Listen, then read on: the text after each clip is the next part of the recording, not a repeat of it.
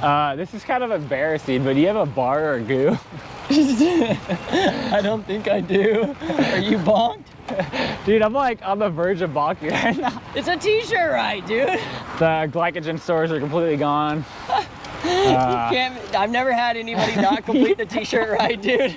So I don't know what to tell you. Dude, I'm gonna DNF the t-shirt ride, bro.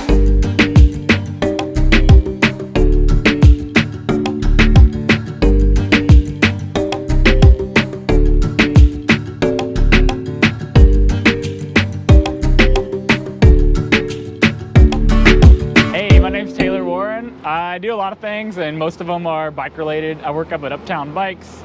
I coach for Source Endurance, and I also race bikes myself. I ride for a team called Velo. They're based out of Philadelphia. I'm actually headed back to Philly on Wednesday to go stay out with the team for a couple weeks and do some big crits. How many cheesesteaks have you eaten as a result? Every single day I'm out there, I'll be eating a cheesesteak. You coach any cool athletes yet with Source Endurance or what? Not quite yet, but I'm hoping to add maybe like a 1 or 2 on the roster coming up here soon. Man, I feel betrayed. Tell me about the neighborhood, dude. Where are we at today and where are we heading? Yeah, the hood's great, man. Right next to the velodrome, right next to Balboa Park, in the middle of just the most amazing food. You got access to all the Hillcrest restaurants, North Park restaurants, University Heights restaurants. It goes off down here, dude. Everything's steep in this neighborhood, man. Yeah, man. The struggles of North Park. Ish. Oh, is there a reason they call it like Hillcrest? Because maybe there's a lot of hills? I mean, it's definitely the top of the hill. Look at that, you can't even like... Yeah, you can't even see where that hill goes. Dude, I don't like driving down that hill, man. Yeah. I like get groceries. Jump a Tesla? Sometimes, man. Yeah. I send it up Polk and I get like 10 feet of air, man. There you go.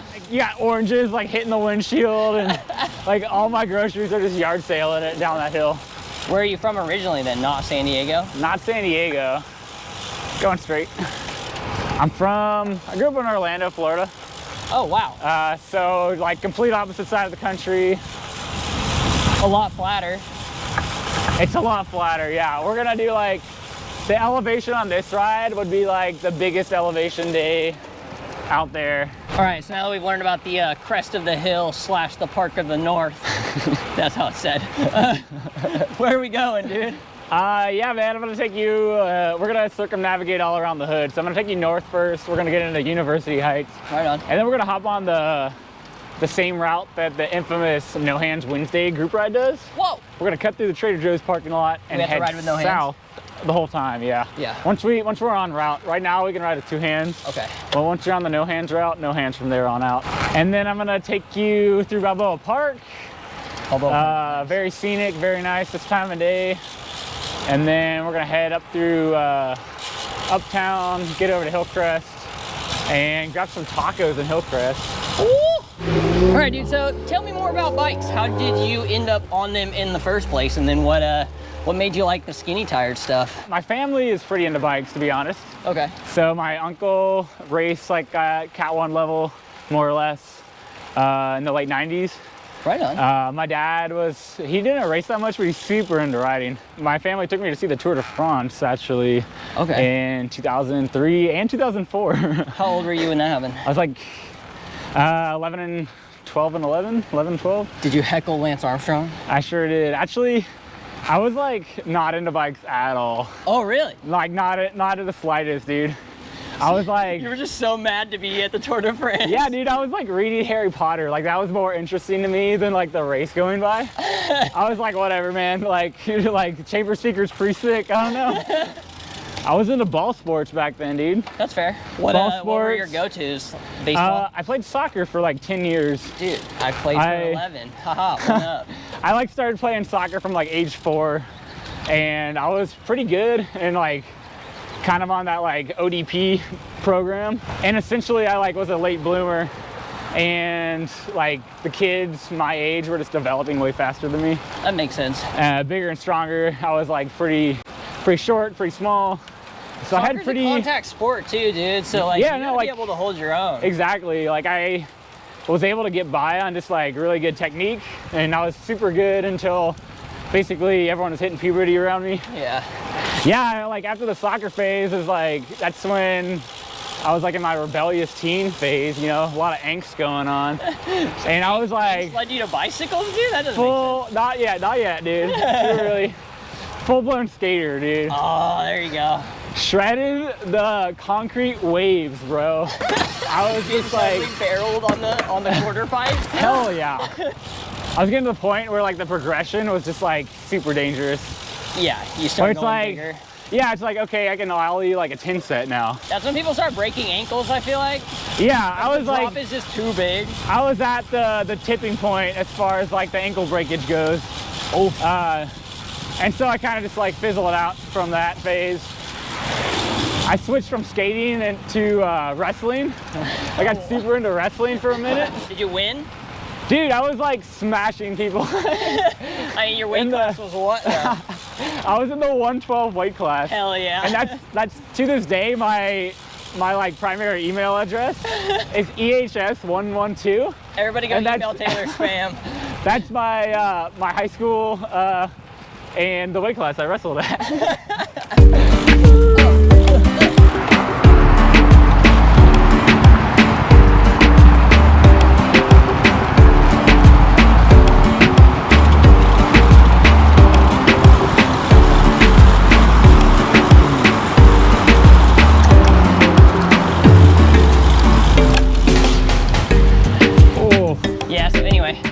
And then I think like, I didn't really, like wrestling was fun, but I think what I really enjoyed was like the training aspect of it. What?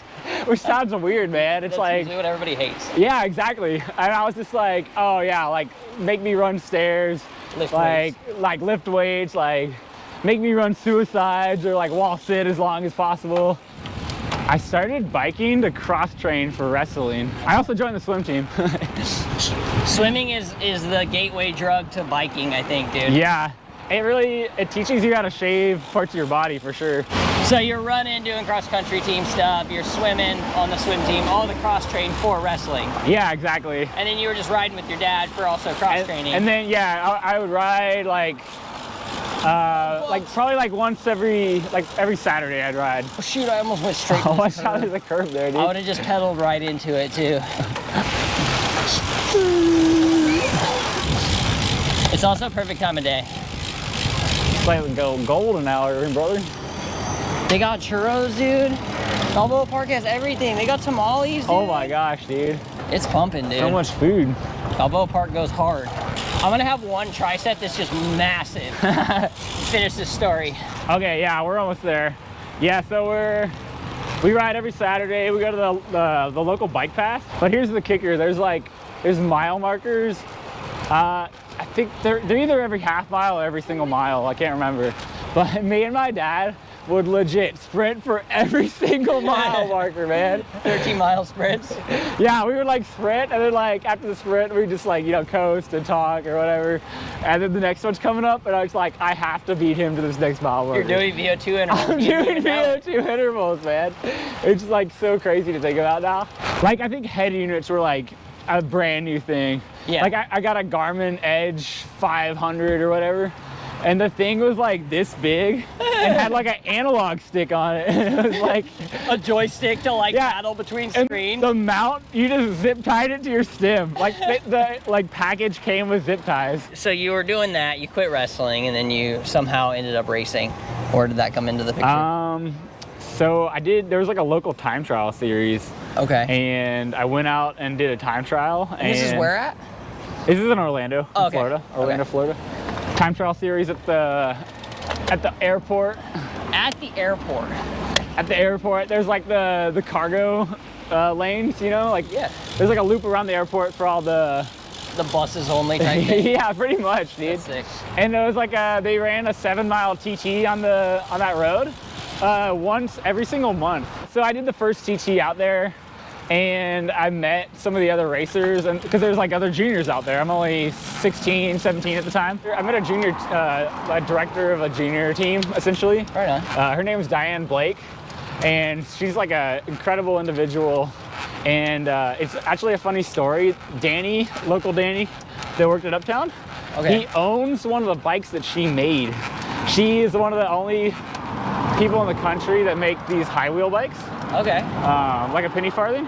Oh, wow. Yeah, and so she ran a junior cycling team at the time. Yeah, just joining that team, it's like you can really learn the ins and outs of the sport, and you have, you know, kids your age racing, and there's this like a whole new world you never knew about. And Florida had a packed race calendar, so I did this TT, and Diane was essentially like, hey, there's a race next weekend, like, are you coming or not?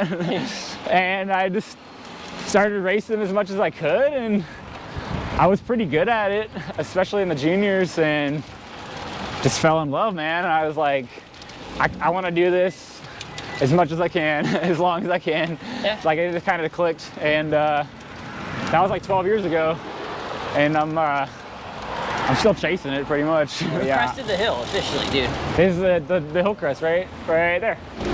All right, we're gonna have to cross like 7 lanes of traffic now. Sick. I'm gonna do it one-handed with the GoPro out and not even look back at all. That's a lie. I'm super safe, and I will not get right hooked by this car. Oscars! Let's go, baby. You go in Oscars and order tacos, and then you can immediately go to Uncle Biff's and get cookies while your tacos are cooking. All right, we're at Oscars, the one in Hillcrest. This is the OG. Yeah, so I raced in college as well, and that was like that was pretty big influence of the decision of what school I wanted to go to. I went to Colorado State.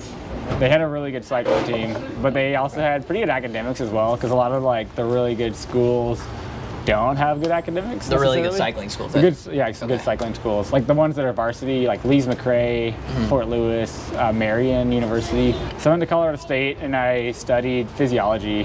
I got a sports medicine concentration, and raced bikes throughout my time there.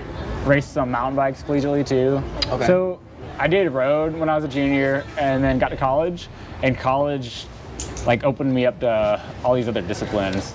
I raced track, I raced some mountain biking, I did some cyclocross. There was a velodrome in Colorado Springs, which Okay. How far was that from where you were at? it was far, dude. It was like it's probably 100 miles, 120 miles, which is cool because in Orlando, like the closest track was Miami, and that's even further drive, like a 5-hour drive. Did you jump on with CS Velo then while you were still in college, or was this an after college situation that you kind of found them? I was on CS Velo till 2019, so Okay. it's only been the past 3 years. When I was in college, I mostly raced just collegiate and a little bit of USAC stuff. I raced for a team out in Colorado called Sonic Boom. Nice. That's a sick name. Yeah, it was super dope. Did you bring the Sonic Boom? We sure did, dude, every single time. But I actually had teammates on that team that were they were later teammates with me on like a Cat 1 team. It was Oh, pretty that's cool. sick. Okay. Yeah, so a couple of us moved up. So I went from Sonic Boom, and then in 2014, I was Cat 1 and racing at that point, and I joined a team called the Rio Grande. A little later after that, like they had Chris Baldwin on the team. He was second overall to Tour of Utah one year. So this is primarily road racing then proper, right? Like you weren't on like the crit scene and... Not really. I mean, you do a lot of crits because you live in America. but yeah, that's the U.S. cycling. I was chasing kind of like the road scene, like Okay. at the time it was like called the NRC. It's the National Road Calendar. It's like all the big pro races in the country on this one calendar. Yeah, that's It was pretty solid. it was rough though, man. It was like because I'm traveling to all these races, Yeah. and I wasn't actually supposed to travel to that many races because I was a fresh Cat 1 and I was like on the more of the developmental side of the Yeah. team. But we picked up this rider who actually became a really good friend of mine. His name's Nick Grief. He's from South Africa. And he came over to America, and we were like expecting him to just be this like phenomenal dude from South Africa based on like the things he's told our team director. And he was just like, he was in like maybe like mid-pack Cat 3 shape by the time when he came over here. Nice. And so we took him to tour to Tucson, or Tucson Bike Classic. Yeah. Which isn't it's like not a big pro race, but it's like a pretty big regional race. Yeah, for and sure. There was like probably 2 or 3 good pro teams there. And we do like a prologue style TT. Okay. And he was last place by like 2 minutes off of like the next guy or something. So the team director was like, okay, you're gonna go to Redlands because we can't take this other guy. At Redlands, I finished the first 2 days and got time cut on the third day. Oh no. Yeah. So first big pro race, I'm like out halfway through. That sucks, man. Me and like half the field, like what felt like half the field. 100 other guys, I'm sure. No, like that year at Redlands, I think like over 200 people started. Oh my like God. 216 people were in the field, man. The orange sauce is so good. That's the sauce move, is the orange sauce? Yeah. Oh my gosh, I am so happy with my rice decisions. Yeah, I mean, that was a good call because I need to carb up too. All right, well, let's take a She quick didn't look. hear. She's like 2 rice. Yeah, so like yeah, 2. All right, give me the breakdown, dude. What do we got? These are the We got the rice. I got a surf and turf, which is a shrimp steak, Okay. and I got an octopus, which is a Octopus, little unusual, but I think it's super tasty. All right. Which ones did you get? I just got some steak, dude. Steak, Kept straight keeping steak. it classic, man. All right, Straight I steak. think this guy is We're one gonna do of the mine. old taste test here in a second. Look at this. We got rice. I got tacos. Steak tacos. I've been to Oscars before, and I will say, it is bomb. Check it out. Bro. Wow, that was so Are you good, man. unbunked? That almost. All right, Oh let's man, get it. I might need to get some ice cream, but yeah, I'm all good. There we go. Nice. Got to get those miles in. Yeah, the university. Sick. So remember that guy I was talking about, Nick Grief, the South African? Yeah. So myself, him, and maybe like 1 or 2 other guys from the like Boulder, Fort Collins area, we started the 303 project. Okay. And that was just like essentially just a collective of Colorado racers that didn't really have teams, and they're all 303. 303 was the area code of Denver. Makes sense. Yeah. So we got like a bunch of super talented guys, and they don't have teams. We just like put them all together in one team. Right on. And it was like, we were super good, man. We were like just smoking the local scene. Like, dude, we did this race called Boulder Roubaix, Yeah. road/gravel race. And the team went 1, 2, 3, 4 in the race. Jesus. And this is like a 1-2 race with like pro riders in it. So this is 2017, and we had like such a phenomenal like amateur year. We went to some like big pro races and got some really good results. And so this dude, Nick Grief, that was kind of like in charge and running the team at this time, was like, we're gonna go pro. We're gonna get a pro license. And we did. And in 2018, 303 was a UCI registered pro team. That's sick. So we picked up a lot of super good riders from like other pro teams that were looking for a ride. Yeah. We had like a 20-man roster, so it was like, Jeez, yeah. yeah, so you're just like competing with like 19 other super talented dudes. But then my team manager hooked me up with the manager of CS Velo, and that's like been the best choice I've made in my cycling career, is getting on go CS left? Velo. Yeah, we'll go left here. That does not happen, that you hit a green light right as you're rolling up. I didn't shift down. Look at me. It's because we're so fast, dude. Speaking of fast. Yeah, so that brought me to on CS Velo in 2019. I've been with them ever since. And we're racing that pro calendar still. It's like morphed over the years. Yeah. Went from NRC to PRT, and like I don't even think there's a name for it anymore. What's your biggest personal moment on the bike then? Do you have one? What sticks out to you? I mean, like I've had a couple of good wins. I won the state championships road race and the crit in Colorado. Okay. I've won a stage at Tour Southern Highlands. I won the 2021 Barrio Logan Grand Prix. Oh my God, the 2021 Barrio Logan Grand Prix winner! But my favorite moment, like from a event, race, what have you, was setting the hour record of the San Diego Velodrome. Woo! Like to have 50 of my closest friends come out and watch me ride in circles for an hour. Like, those are some good friends. That one's hotly contested too, man. I've heard of some local jabronis going for it, man. Dude, I heard the news, man. All right, fire round. Okay, okay, fire round. Yeah. Who's the fastest cyclist in SoCal right now?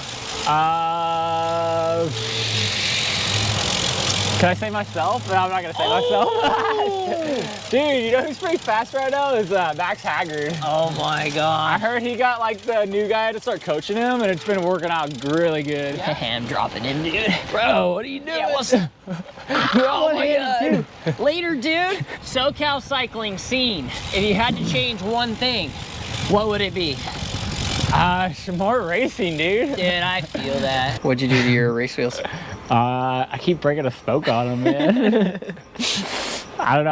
I got this whack wheel builder, and like there's this one spoke that just keeps breaking. Oh man, yeah, I heard about that guy. Yeah, you can find me on the socials. I'm on Instagram at Tayward92. Slinging Bitcoin, dude. Not 93. I'm Tayward92. All right. 93 is a Bitcoin guy. 93 is the Bitcoin guy. That's not me. Yeah, so you can reach out to me on there. Also, if you go to the Source Endurance webpage at source-e.net, you can find me on as one of the coaches. I got a bio on there if you want to learn a little bit more about me. And you can send inquiries there if you wanted to learn about how you can work with me for coaching. Right on, guys. I will link all this stuff in the description, so that way if you guys want to find more info on Taylor, if you want to jump on board with coaching, he coaches me, and now I'm strong as hell, so if that wasn't enough incentive right there, he's also a pretty cool dude. So yeah, thanks for watching, guys. Take it easy. We'll see you again soon. Do you ever get interviewed on these rides? No. You want to reverse interview me, dude? Dude, where are you from, man? Are you San Diego born and raised? From a town called Baco. Oh, you're our Bakersfield, right? business state, Yeah, brother. yeah. Yo, listen up, I got a story to tell about a town called Baco. You know it by the smell. 2 cows for every person and they're flowing out the gas. Dairy farms, manure fields, a ton of dead grass. It's 100 degrees every day of the summer. Go for a hike or ride a bike and it'll be a bummer.